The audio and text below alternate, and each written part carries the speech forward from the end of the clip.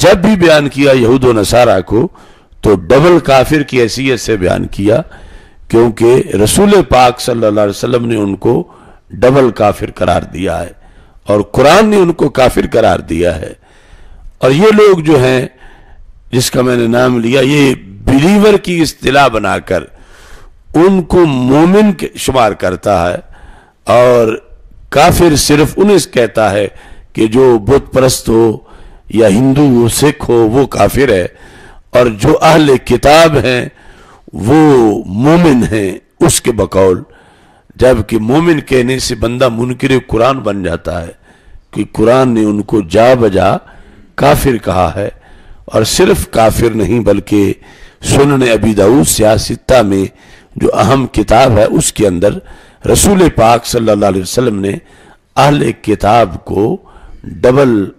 کافر سے تعبیر کیا ہے۔ اب یہاں پر نبی اکرم نور مجسم شفیع معظم صلی اللہ علیہ وسلم کی جو معرفت تھی سرکار کی آمد سے پہلے، تذکرہ دیگر بہت سے سورسز میں بھی موجود ہے۔ اس میں لکھا کانت الیہود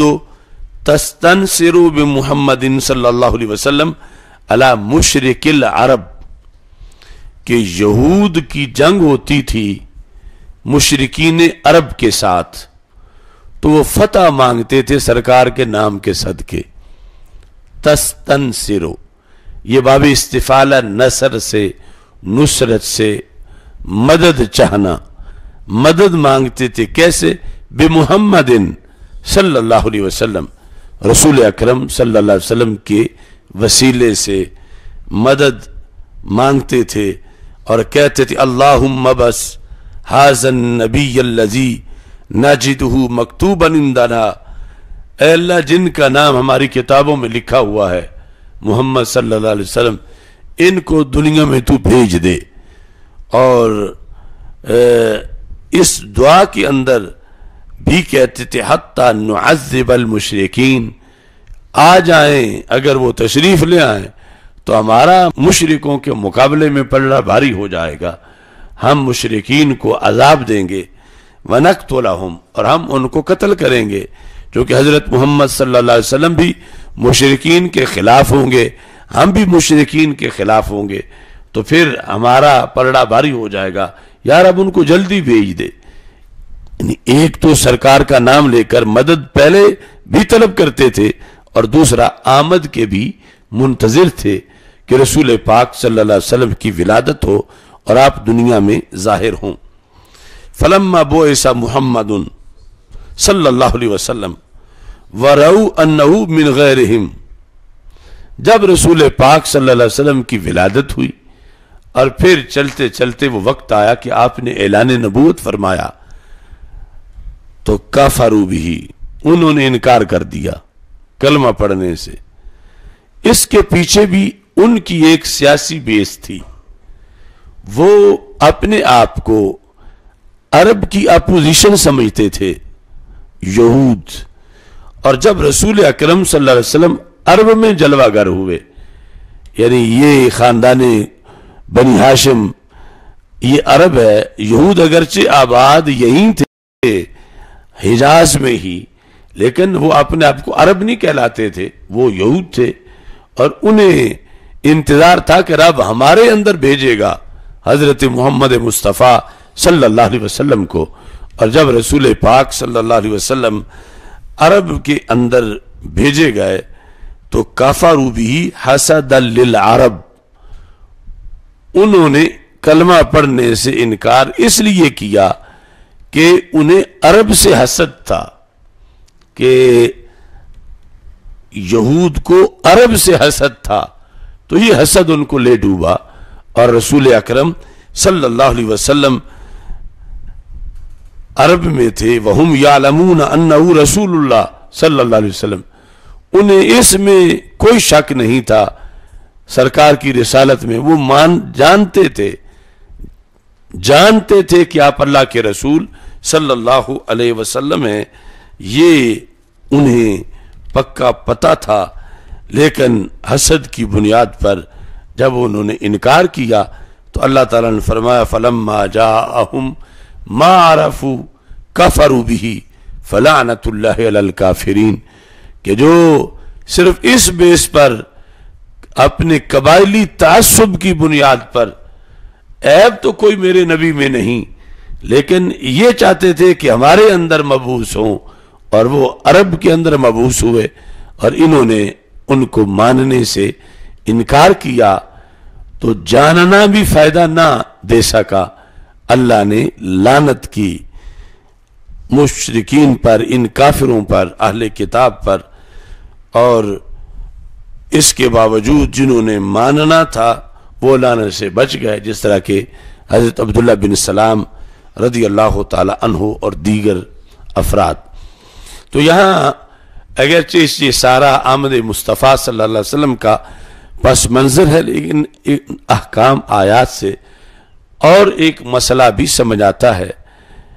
جاننا اور ہے اور ماننا اور ہے، دونوں چیزیں اکٹھی ہو جائیں تو نور علی نور ہے، اور اگر جاننا تو پایا جائے ماننا نہ پایا جائے تو پھر اس سے بندے کو ذرہ بھر بھی فائدہ حاصل نہیں ہوتا۔ اسی سے ایمان ابی طالب کا جو مسئلہ ہے وہ بھی سمجھنا چاہیے کہ وہاں پر نعتیں انہوں نے بھی لکھی، قصائد انہوں نے بھی لکھے۔ بخاری کی شروحات میں، سیرت کی کتابوں میں رسول پاک صلی اللہ علیہ وسلم کے بارے میں بڑے بڑے اچھے اشعار لکھے، مگر جب ماننے کی باری آئی، نبوت ماننے کی اور رسالت ماننے کی، تو اس میں ناکامی ہوئی اور حکم اس پہ لگا جو صحیح بخاری میں، صحیح مسلم میں، حدیث کی درجنوں نہیں سینکڑوں کتابوں کے اندر اس کا تذکرہ موجود ہے، اور اس پر پھر علماء اہل سنت نے، یعنی اعلی حضرت نے جو فتاوی رضویہ میں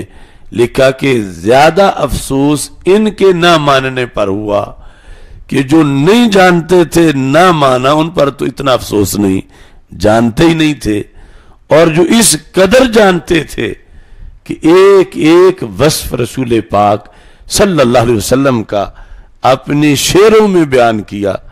لیکن صرف جب کہا کہ جن کی علم مانتے ہو، جن کا تقوی مانتے ہو، جن کی شجاعت مانتے ہو، جن کا حسن و جمال مانتے ہو، جن کا صبر استقامت مانتے ہو، جن کی دلیری مانتے ہو، ان کو نبی بھی مانو۔ اور خود یعنی آج ہمارے پاس جو دعوت پہنچی وہ تو بالواسطہ،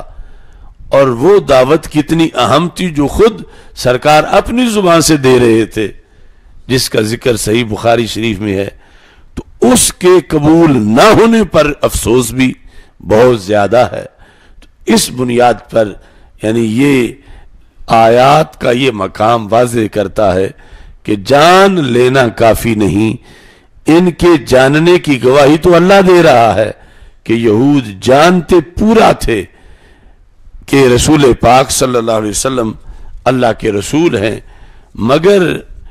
مانتے نہیں تھے، اور جاننے کے لحاظ سے تو یہاں تک تھا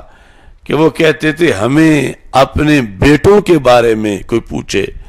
کہ تمہارے گھر یہ جو تمہارا بیٹا پیدا ہوا، ہمیں اس کے بارے میں اتنی معرفت نہیں کہ وہ واقعی میرا بیٹا ہے، جتنا ہمیں یہ معرفت ہے کہ حضرت محمد صلی اللہ علیہ وسلم اللہ کے رسول ہیں۔ یعنی ہمیں اپنے گھروں پر اتنا یقین نہیں، یہاں تک کہ حضرت عبداللہ بن سلام رضی اللہ تعالی عنہ انہوں نے کلمہ بھی پڑھا، وہ کہتے ہیں لَأَنَا كُنْتُ أَشَدَّ مَعْرَفَةً بِرَسُولِ اللَّهِ صلی اللہ علیہ وسلم منی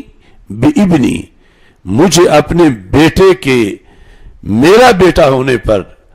اتنی معرفت حاصل نہیں تھی جتنی مجھے حضرت محمد صلی اللہ علیہ وسلم کے اللہ کے رسول ہونے کی معرفت حاصل تھی۔ اس پر وہ حضرت عمر نے پوچھ لیا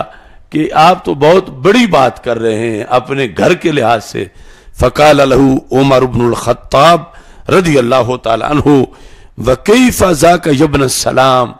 اے عبداللہ بن سلام یہ کس طرح آپ کہہ رہے ہیں کہ آپ کو اپنے بیٹے کے بیٹا ہونے کے بارے میں اتنی معرفت نہیں تھی جتنی حضرت محمد مصطفیٰ صلی اللہ علیہ وسلم کے رسول ہونے کے بارے میں ہے. تو انہوں نے جواب میں یہ کہا لِأَنِّي أَشْهَدُ أَنَّ محمد الرسول اللہ صلی اللہ علیہ وسلم حقاً و یقینا. کہا کہ یہ بات جو میں نے کہی محض جذباتی نہیں، حقیقت ہے کہ میں حضرت محمد صلی اللہ علیہ وسلم کے بارے میں جب کوئی پوچھے کہ یہ رسول ہیں تو میں صرف یہ نہیں کہوں گا انہ رسول اللہ، میں کہوں انی لاشہد، میں گواہی دیتا ہوں، انی لاشہد، میں گواہی دیتا ہوں ان محمدن رسول اللہ حقا و یقینا، کہ حضرت محمد مصطفیٰ صلی اللہ علیہ وسلم اللہ کے رسول صلی اللہ علیہ وسلم حق ہیں اور